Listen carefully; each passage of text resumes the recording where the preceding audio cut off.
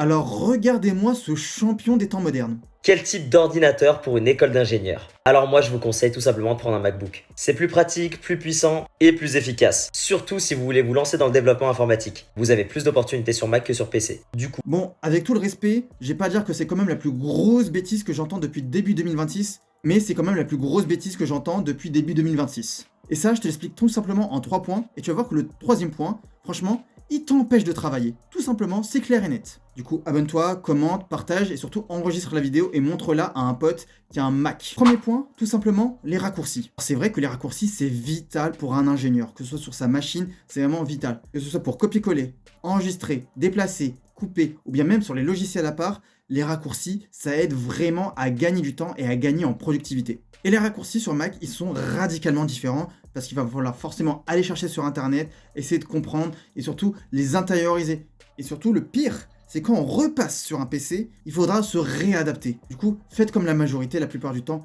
ayez un PC. Deuxième point, quand le prof va expliquer comment marche le logiciel, il va l'expliquer forcément sur sa machine et la plupart du temps, ce sera un PC. Un PC Windows, je dis bien. Et il va pas aller s'enquiquiner, s'emmerder à vous dire comment ça fonctionne, quel raccourci utiliser, comment marchent les menus, parce qu'ils peuvent être radicalement différents. Donc privilégiez un bon PC Windows pour essayer de mieux suivre le cours. Et le troisième point, et c'est vraiment le plus lourd, il y a certains logiciels qui ne sont pas présents sur Mac. Oui, en école d'ingénieur, il y a certains programmes, certains logiciels qui ne sont pas présents sur les Mac. Soit il n'y a pas de mise à jour, soit les logiciels sont vieux, soit ils n'existent tout simplement pas. Et vous allez me dire, mais comment on fait pour avoir le logiciel? Eh ben, il y a certains mecs dans ma promo, ils devaient simuler une machine virtuelle sur leur Mac, donc simuler un PC Windows sur un Mac pour pouvoir accéder au logiciel qui n'était présent que sur Windows. Donc ils avaient plus de galères, leur machine était plus chère, elle devait consommer beaucoup plus d'énergie, tout ça pour avoir le même rendu que quelqu'un qui avait un vieux PC ou un PC totalement conventionnel sous Windows. Et vraiment, c'est ça qu'on dit pas. Les Macs, c'est fait pour les designers, les marketeurs,